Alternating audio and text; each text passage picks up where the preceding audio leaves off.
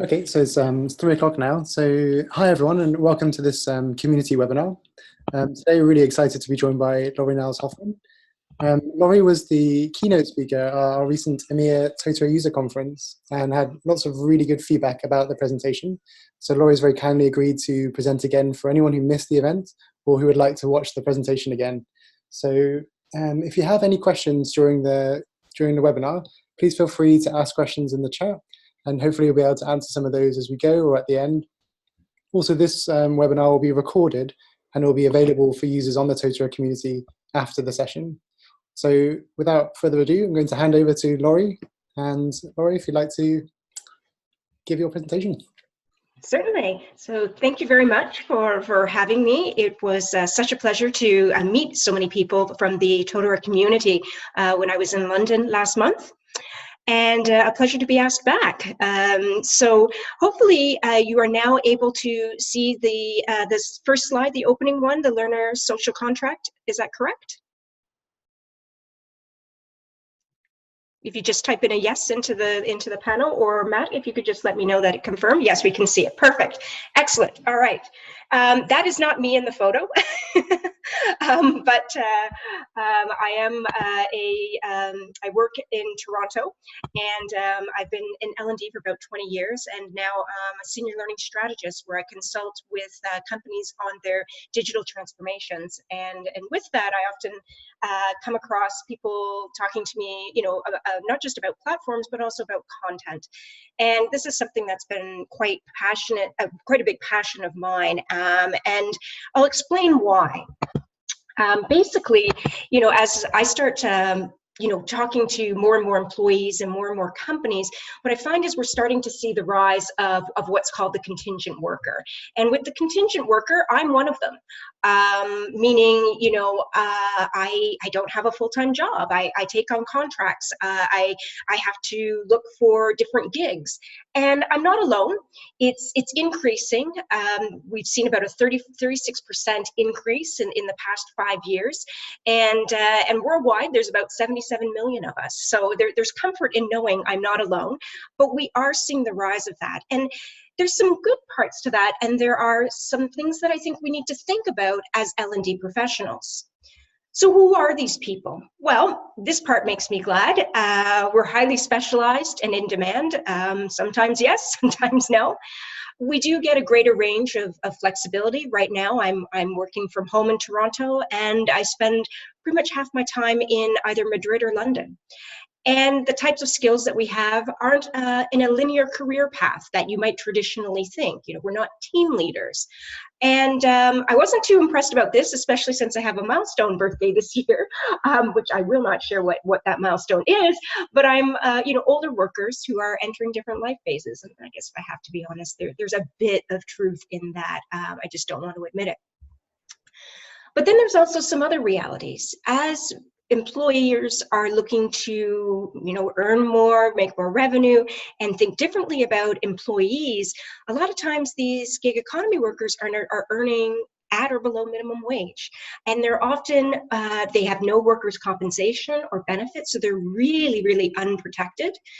And I get really annoyed when people say, lazy millennials. No, a lot of the millennials I see are trying to gain as much experience as possible. And as a result, they're taking on jobs or gigs, multiple ones at the same time, just to be able to gain enough traction experience to augment their CV.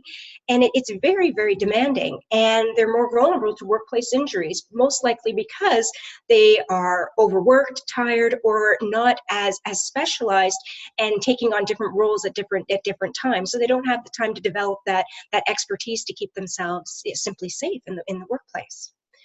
So this was interesting. Upwork.com. This is basically a job board for people who are, independent and are looking for gigs. They list, right? No, they're not even shy about it when they say the benefit of using an independent contractor is they do not need or receive skills training. So this is they're saying basically to the employers that, look, it's going to save you money. You don't need to invest in these people at all. They come to you ready to work, and you don't have to add that to your bottom line. And for me, I'm a bit uncomfortable with this, not just because I'm in L&D, but I think also too as human beings. And I start to look at this as I talk to more and more of my colleagues who are also contingent workers, and I wonder, is upskilling a tax that we are now moving to the contingent worker? And what I mean by that is, are we expecting that that contingent worker is investing themselves in all of their education, upskilling, and they also too have to not only pay the cost for the courses, they have to assume that, but they also too have to take the gamble in what they're going to actually upskill in. And that, people may argue, well, that's not a big deal. People have to have a college degree or, university degree that they've invested in before they can be employed. And whilst that's true, that's, and I have my thoughts on that. There's, interestingly, some employers are now reviewing that policy. Most notably, Ernst & Young is doing that. But then I also wonder too, is it that now it's becoming lifelong, and that makes me very uncomfortable. And even just from an ethical perspective, what's I'm starting to see as I consult with different companies is we are seeing a skills desert. So one example is in cybersecurity. We know that there is a shortfall of 3.5 million jobs. So we do not have people to fill 3.5 million jobs by 2021 in just this particular area alone. So if you're an employer and you're looking at the market and you think you're going to rely on gig economy and contingent workers, you may be in for a rude awakening. You may have to pay more for those skills because they are in such demand. And I truly believe that companies who are investing in their people and upskilling are the ones who are going to have the competitive advantage. So if we think about our learner on the other end, and it's not just the contingent worker. So I started with that because that is just an emerging trend that we're having, but it's also to just the general employees. And they're in a very difficult, position. So say if you were working in a financial institution, I just picked a generic, topic. These are all the things, even if you are working in the mailroom, that you need to take. And it goes on and on and on. And this becomes a huge amount of time and investment that you need just to be employed. And so now I'm starting to look at this and saying, we as professionals in L&D, we have a massive responsibility. And what I mean by that is, right now, the reality is your learner on the other end, we like to think of learning as something warm and fuzzy. We're helping.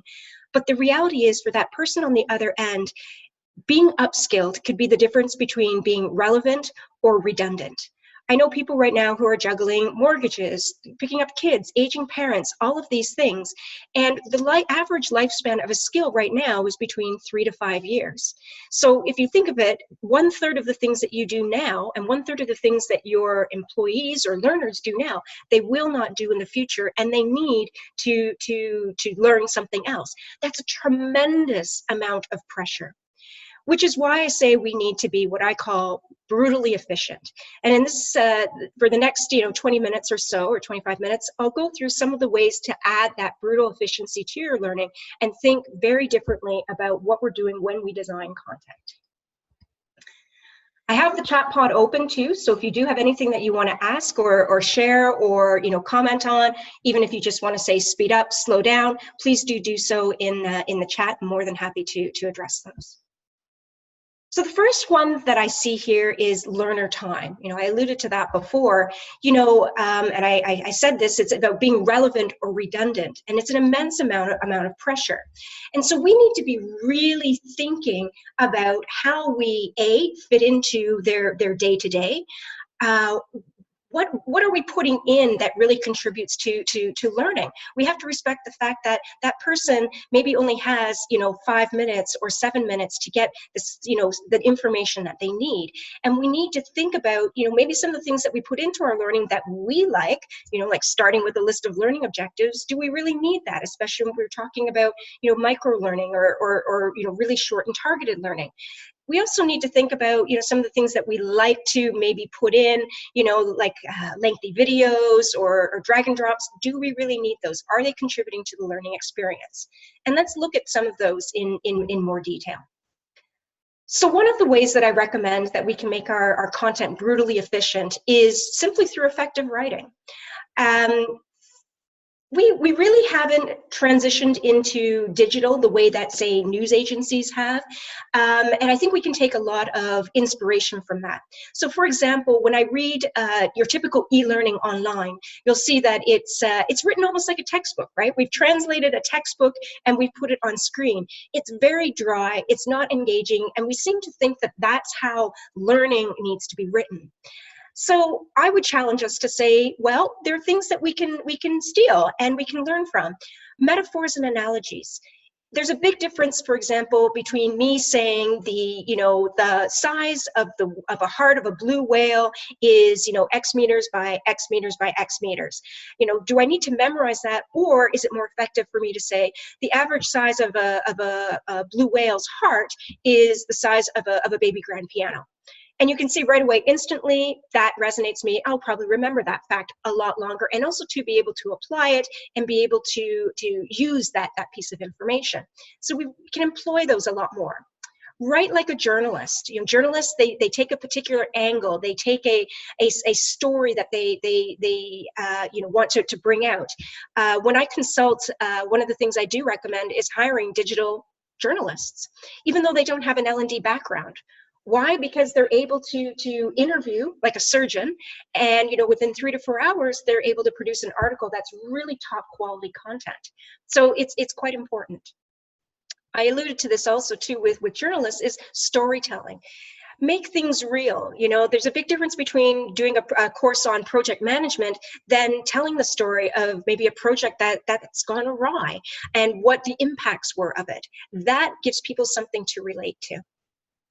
Another one here is being authentic. I know we try, to make learning sound very consistent and in learning ease, but it lacks personality, it lacks depth. And there's something about showing some of that we are human after all. And when we're in a digital environment, are there ways that we can bring that out? And finally, I would say here, hire a skilled writer. Anytime that I've had to do a video, I've brought in a script writer, somebody who actually writes for, entertainment business. Here, I usually bring in people who work for the CBC, which is the Canadian version of the BBC, I guess, just with a lot more maple syrup and polar bears, and we say a lot. But we bring them in because they're able to add that dialogue and to make it real. And it's just a really good way to make content feel more like the type of experience that people are already experiencing. Typically, script writers, pro tip, they're not that expensive, which is sad because they bring a lot of talent, but usually it's not an expensive endeavor, and it's something that you can really do well. Another thing too is to actually design for digital. I think what we've often tried to do is to replicate the classroom, which is that's where avatars came about. Do we really need these in our learning? If you go to any news site or any website that you go to get information from, they don't have this. Why do we build this into e-learning? Are we trying to replicate this classroom? And so this is where I say we have to respect the medium of what digital is. And what I would urge you to do with that is to think about the digital content that you yourself consume that may, isn't perhaps learning related, be it news, be it social, be it, LinkedIn professional, any of those things. Understand how those experiences are created and how can we adopt those better into the L&D environment. So what I look at is here, mobile and desktop are each unique. I see a lot of trending and I get it, it's to save money. People will design what they did in desktop and then just put it in the mobile when it's really, really tiny. And really you need to write differently and design differently for a mobile experience versus desktop. I know that's not always comfortable because it does cost money and time. But what I would also urge you to look at is in your environment, how many people are really using the mobile feature. Now, what I mean by that is don't quote me and say don't build mobile learning. That's not what I mean. It's just in some environments we found that actually mobile from a learning standpoint, uptick standpoint, is actually quite a bit lower than what we would have thought. So that's just something to think about. We also want to think about designing experiences as opposed to lessons. How can we truly use the technology? There was an amazing one that I saw. It's called How to Save a Life. If you Google it, it was actually done in the UK. And what it did is one of the things it was teaching you is how fast you need to do heart compressions if you're delivering CPR. And it actually gave you the space button, the space bar, and you had to click on it and it would tell you whether you were too fast or too slow, and you did it for 2 minutes. To me, that was brilliant. It was absolutely using the medium for what it's supposed to be. And I spoke to the creators, it was not that hard to design. Seek simplicity, make it easy. Be as clean as possible, take out the noise, make it relevant. And lastly, I have to say, avoid the templates. I'm sure one day eLearning Heroes is going to send me some hate mail, or I don't know, maybe throw something at me outside of my house. But resist the urge to go to their templates. They're not adding value. No one needs another Jeopardy game. It's simply, again, thinking back to that learner time. Do you really need to have that in it? Are we building it because we can, not because we should? And here's what I mean when I say we can take some lessons from media. This is an example of a train crash, and I could have picked any event that happened. This one was in New Jersey, Hoboken train crash. And somebody has posted on Twitter a screenshot of, or a photo of the aftermath. And you see in real time in the Twitterverse, you have news agencies reaching out to this person saying, can we use this pic? What information do you have? And if we think about it, that person on the ground right now is actually a subject matter expert in that content. And I like how only one person asks, are you okay? Lovely journalists. They're really not all that caring. And within 3 hours, what we had was a multimedia, basically online experience that had video, it had interviews, it had facts, timeline, maps, everything about this train crash. And I think that there's some lessons that we could take from that and imagine if we were able to do that, what would it look like?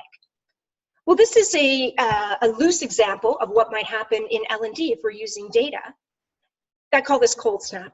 So I would strongly urge you, if you're not already, to keep an eye on what intranet searches are happening within your company. What I mean by that is ask IT, what are the top 10 searches every day? And even if you have a social platform that your employees are using, and of course on your Totoro platform to see. And what we found is one day people were searching for a particular term, and this was CBC 08, and it was frozen. When we looked into it in more detail, we found out that this was a part that was used to connect trains. And so we were proactive and went to the engineer and said, hey, this is what people are searching for. And we had an article created on what to do because it was frozen. It was unexpected. And the engineer was able to very quickly say, well, these are the steps that you want to take. So we were adding really immediate value back to our learners. Now, the one thing, though, I do want to caution in this is I do not want us to be ambulance chasers who are simply, running after the next, thing popping up, where we're almost playing whack-a-mole, because that's not a productive way to do this. However, I do think we can do some other things proactive, and also think you'll notice here that we didn't create this as a course. It really was just an article, and I'll talk further about that in a few minutes, about when do we actually want to use courses.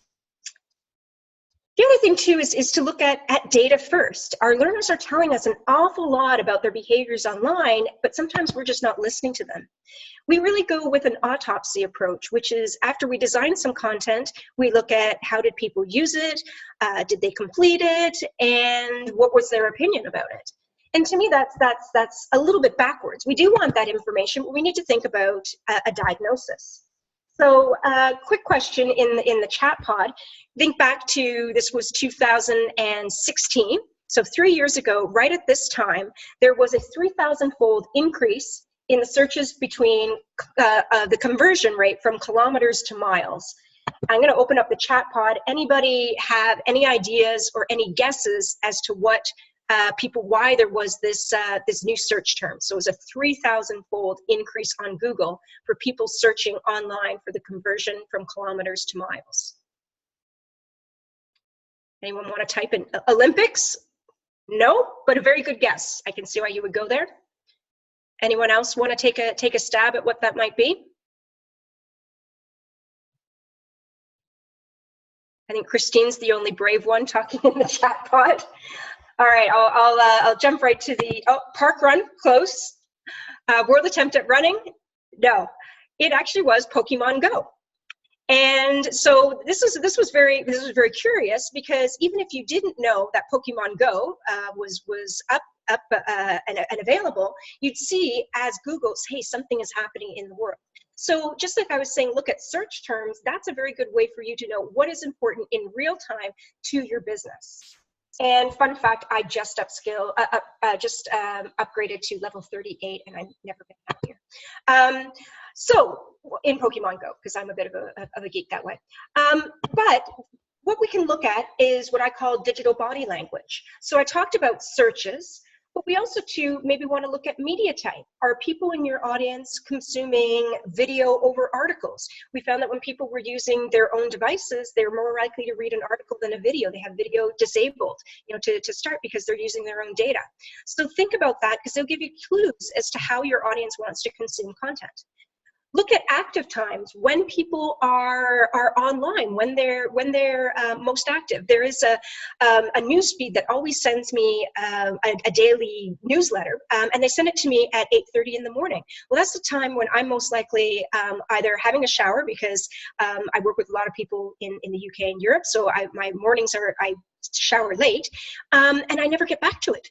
And so it's it's not that I don't care about the content, it's just not an optimum time to catch my attention. So think about that, that when you're designing. Drop-offs, when did people leave? If they have a video, when did they drop, just stop watching? Does that mean there's a problem with the content? Are they not interested? Was it a bad title? Was it, too long? What was it? And I apologize, there's a typo on here. Number 1 should also too be most visited pages. This will tell you very quickly about what people value and what's important in their day. Add your content if you can to those pages. I would also suggest too Google Analytics to put on top of your learning ecosystem, and you'll be able to understand pathways, where people are going and how they get there. And those give you some clues. Some ways that you can take action. I like being very concrete. So just do a quick Google for the inverted pyramid of journalism writing. It's well worth reading. We tend to write the Bloom's taxonomy way, which is the opposite way. Look at the inverted pyramid. It's very, very interesting. And yes, visit BuzzFeed and YouTube. Look at how they're using data and analytics. It's very curious.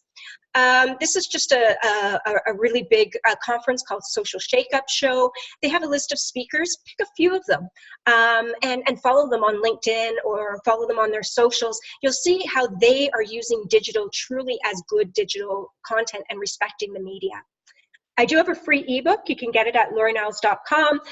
If you want further information about some of the things I spoke about, it's called Data-Driven Learning Design. There's also a toolkit. And lastly, I would be remiss as a ex-English major, read Ernest Hemingway. Nothing wrong with that. He could famously say, a huge amount in just a few words. And it's if you just were looking for a summer read, pick up some of the classics and have a look at how it was done. So let's keep going on through here. And again, any questions or comments or feedback, please do feel free to put that in the chat pod. I think the other thing for us to look at is sniffing out the snake oil. And what do I mean by this? Well, here are just 4 things that I look at it and go, really, are we still talking about this?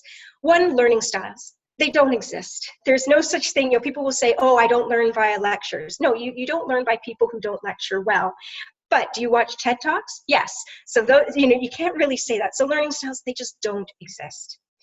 Interactive does not equal engagement. I hear this one a lot, and I actually sat down with a friend of mine who is a legitimate neuroscientist, and I was like, what's the deal with drag and drops or some of these, retention games? And he said, really, no, they don't really do anything to increase retention. But we put them in because we've been given these, by the templates and by, articulate storyline or, any of those, like Torah, and we think it makes it not boring, but it is a myth. It's really a false pretense. Artificial intelligence, well, in its true sense, is not snake oil, but you'll hear a lot of platforms or a lot of companies talking about how they have AI. Dig deeper. AI is not just a recommended search engine. There's a lot more to it, and that's the same with machine learning. You can substitute that in there as well. So really pay attention to what that is. And then finally, the one that I think I focus a lot on is right now is Netflix of learning. Everybody's saying, well, you want a Netflix of learning. Well, no, because Netflix of learning is you sitting on your couch, binge watching content mindlessly. And it's actually not a very intuitive interface. You know, I mean, it takes a lot to search. A lot of times it's recommending stuff I've already seen. So I don't think it's that great. And also too, the whole premise is opposite to learning. With learning, we want people to be able to go in, get what they need as fast as possible, and then go back to being productive. And ideally, we would have that learning in the flow of work, but that's a whole other conversation. But Netflix is really about mindless consumption. We don't want people consuming more content. In fact, your content time should be going down with greater impact. So those are a few that I like to poke holes into. Gamification versus motivational models. Okay, so gamification, I'm not a fan.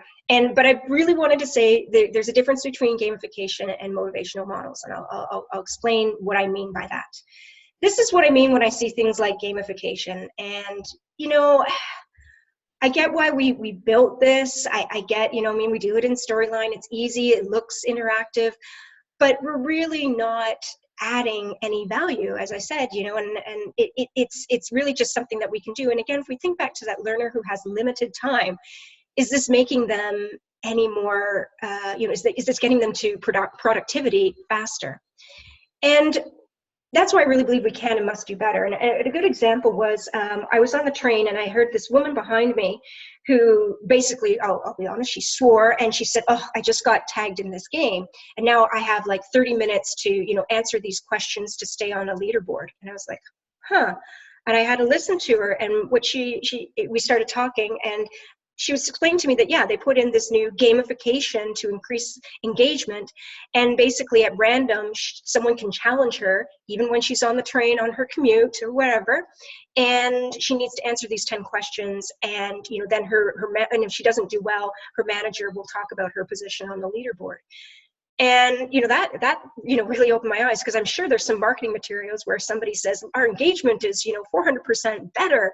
And, you know, we have all these fantastic things, but you're really adding a tax to that person. And I can guarantee that anytime I've seen gamification done, the people on top of your leaderboards are not the top performers.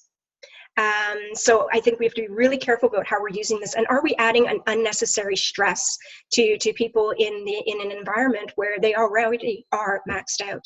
So those are my 2 cents on that. So smart gamification, things to think about.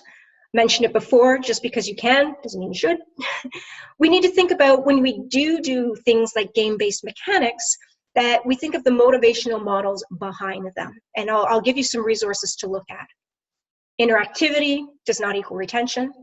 We want to think about nudge theory and triggers. And like I said, I'll give you some documents you can have, or some references to have a look at. And, you know, be careful with the leaderboards. I know in some countries even you can't have leaderboards in the office. Like Germany's a good example. And I got to say, I agree. What are we really trying to encourage? I mean, now, one thing I will say, leaderboards sometimes are used in sales. I can see that because it's actually correlated to performance. It's not just answering questions, and that's different. If it's about somebody, how they're performing, it's a different metric, but just answering questions, that's that leaderboard in a gamification type premise is something we just need to question. So people you can look at, highly recommend Dr. David Chandros. He's the professor of neuroscience that I was talking about. He teaches here at a university in Toronto, and he's a very interesting man, and he sometimes has blue hair. I'll just put that out there. Well worth having a listen to, and he's got a lot on LinkedIn and YouTube. 2, if you're interested in nudge theory, motivational models, Webs of Influence by Natalie Nahai, and The Power of Habit by Charles Duhigg is definitely worth a look. And as I mentioned before, you know, I talked about articles versus courses. Not everything needs to be a course. Or as I like to say, you cannot treat everything with antibiotics or Storyline. We reach for courses because they're what we know. I see, you know, performance consulting happening, and what I find is, you know, they always come to the conclusion that I need a course. And the fact is there are a lot of other prescriptions that they can look at. Videos, articles, as I mentioned. That's why I brought in the digital content writers. Podcasts are a great medium. Ebooks, infographics can tell an amazing story. Interactive PDFs are probably one of my favorites. And apps. The only thing I would caution with app, and I did mention that before, is before you go off building an app, would strongly urge you to have a look and see, okay, well, what is actually the uptake of the app on of mobile within my company. Some companies it'll be very high, and others you might find it's not. And there's also too, I found just anecdotally from what I've, you know, from consulting with a number of different companies, there is a big hesitation sometimes for people to put something that's work related on a personal device. So those typically work better when companies are actually providing the device. People think of their mobile as very, very personal and very private, and probably for good reason. So these are all different things that we can start to have a look at. And you know, before we reach for that course, think of these other prescriptions. Number 8, adults are adults. I don't know where we got into this idea that because we're teaching, it is a top-down relationship. It is teacher-student, because the fact is adults have a huge amount of experience. They could be older than you. In a lot of cases they are, although maybe not in my case, because as I said, I have a milestone birthday this year. But design for your peer, not your student. We need to really think about that. Stop talking down. Think of the tone to match the content and your audience, and write with that. You know, I once saw there was going to be a downsizing operation happening at a large financial institution. People were going to lose their jobs. It's going to be a new target operating model, and they explained it through a Go Animate video. And it just really, having the animations really just did not go over well. People felt really insulted, and rightfully so, in my opinion. And respect their experience. They're bringing a lot to the table. When you design your learning experiences, bring that in. 2 that are a little bit cheeky, but I think are also, you know, true. Look at your content, even the title, what the initial layout is, and say, like, would I honestly select this from a Google search? Because whether or not we want to admit it, we are in competition with Google. That's what's happening. And one that I've done personally: show your parents. Or you know, somebody outside of your peer group, not in learning, who has nothing to do with learning, and say, like, would you actually learn from this? Would you take this content willingly? And get their feedback, because you might be really surprised. 2 more. Think campaigns. Well, campaigns are something that are used in marketing, and this is an example of one. Where they're really thinking about the whole customer life cycle. You know, how do you get them engaged? How do you re-engage them when they drop off? What if they, if they don't open something, or they do open an email or survey or something like that? How do we reactivate them? And I think we need to start thinking of our content in these broader ways, and hence why I said maybe, you know, if we just design courses, we're really limited in our ability to do something like this. So this is a sample of a marketing campaign. A good learning campaign would have the following. It's paced over time, because we do know that learning paced over time is more effective. You simply have more retention. It's blended, and I don't just mean a classroom and digital. It may not have the classroom, but it has a number of different types of digital elements. It's a drip feed that ties into paced over time.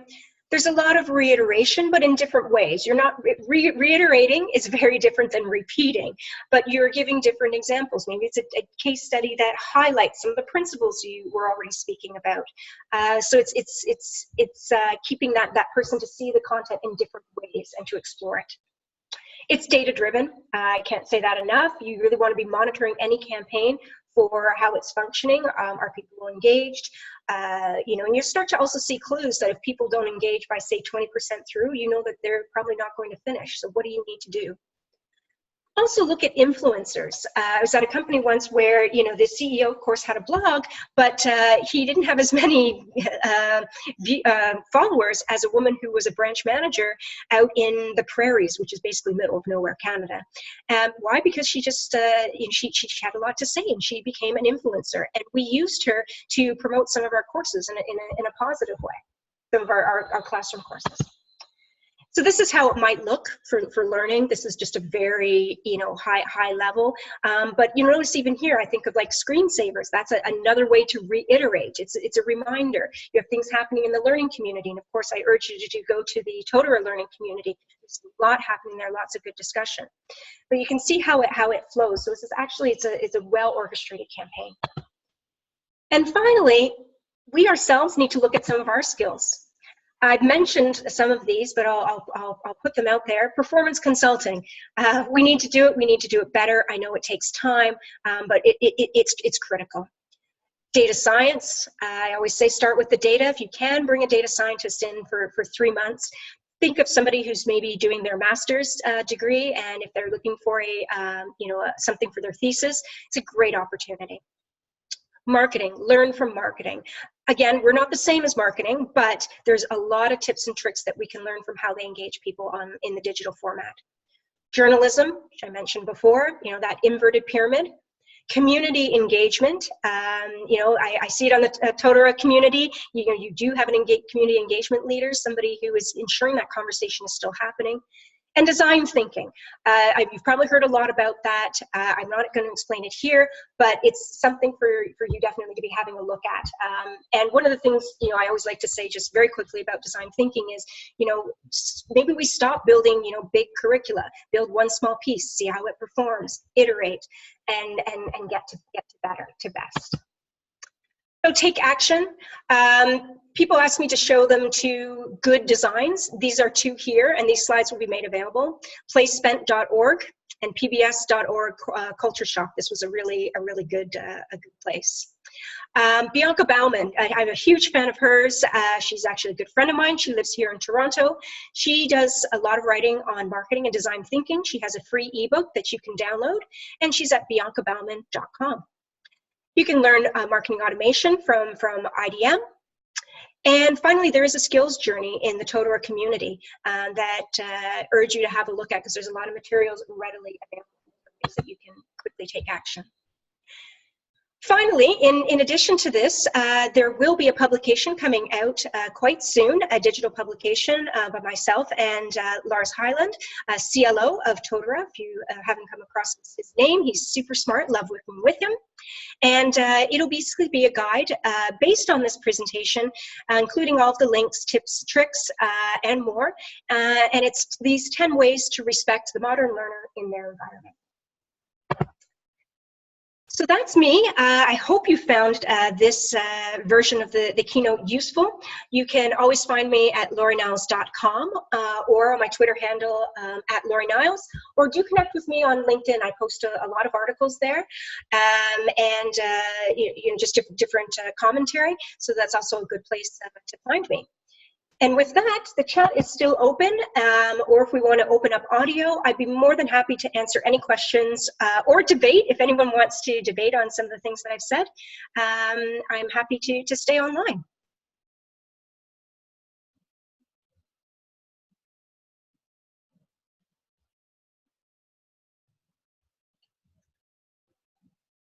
Anybody want to add anything?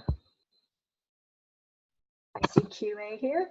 Oh, okay. Thanks, Lauren. That was really nice. Glad that you enjoyed it.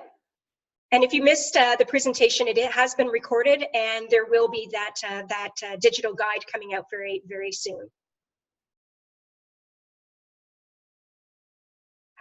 Do you think there's a big difference? Yeah, between being entertained and being educated. Yeah, I think where this came from was don't make your content boring,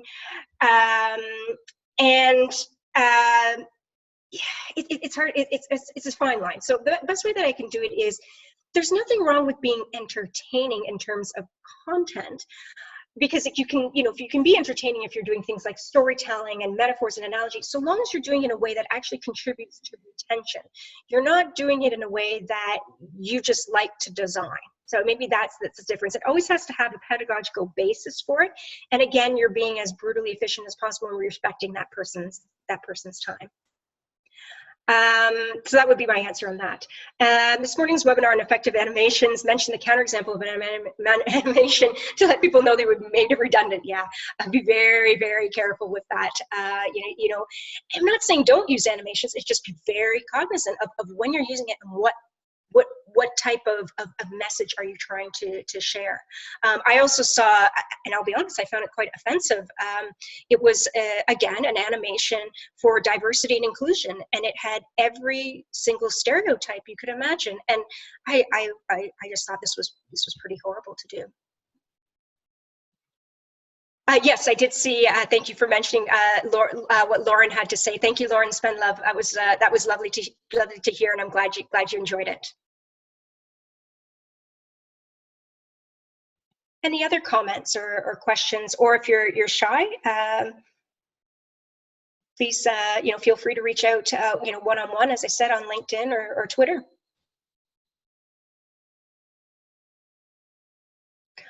Ooh, good question. What do I think the future holds for the contingent worker? I think there's going to have to be a swing. I actually think the contingent worker is still going to continue to exist. I think because there are so many positives to it, but I actually think you're going to find employers want to employ them less.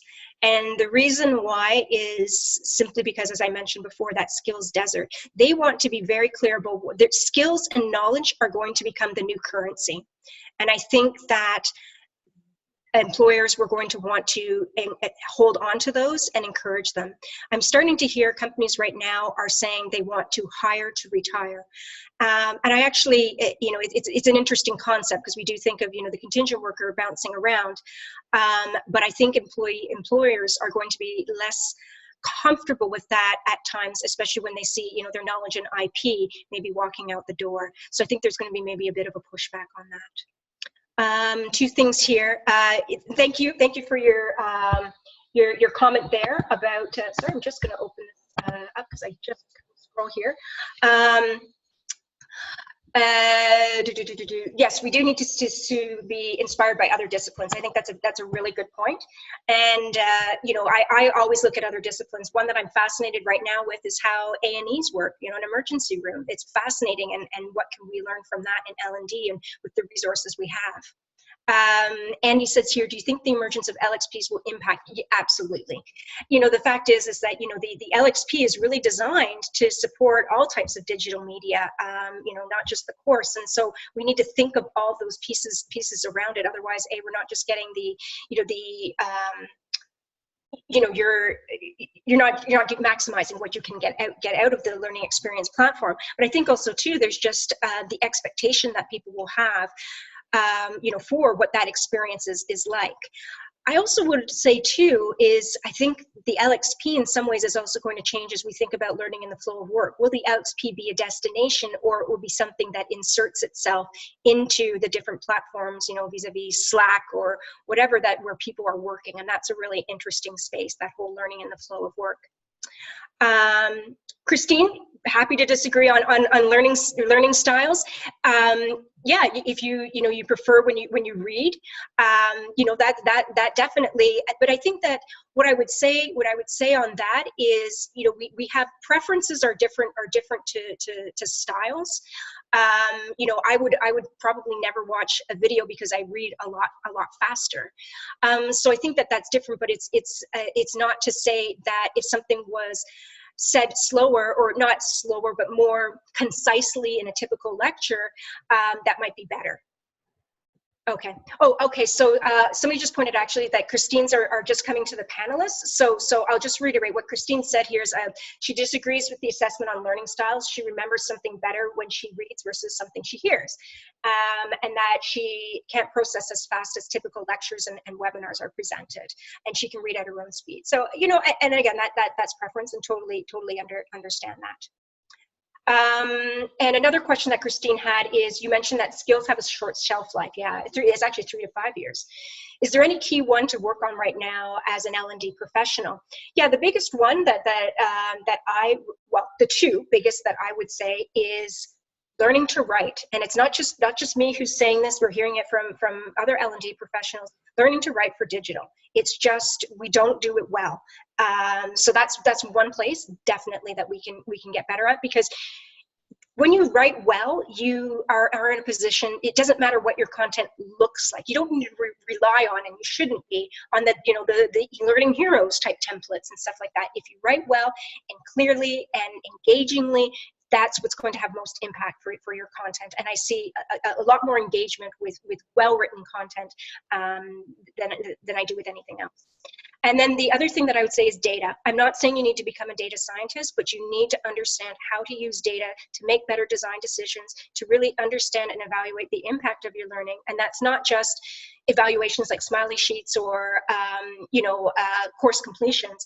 It's understanding the engagement levels that, say, social marketers look at, and that's a space that I think we really need to upskill in. Did I answer everything, Matthew? I think I did. I'm looking over my screen here. Was there anything I missed or anything anyone else would like to ask? Hi, Lori. Looks like you've answered everyone's questions for today. Excellent. Excellent. So with that, thank you so much. And thank you, everyone, for taking the time to join. And thanks very much, Lori, for presenting today. That was really interesting and great for the community to hear. Wonderful. Have a great rest of the day. Thanks, everyone. And this presentation will be available on the community from tomorrow. So thanks very much, Lori. Thank you. Thanks, everyone. Bye. Bye.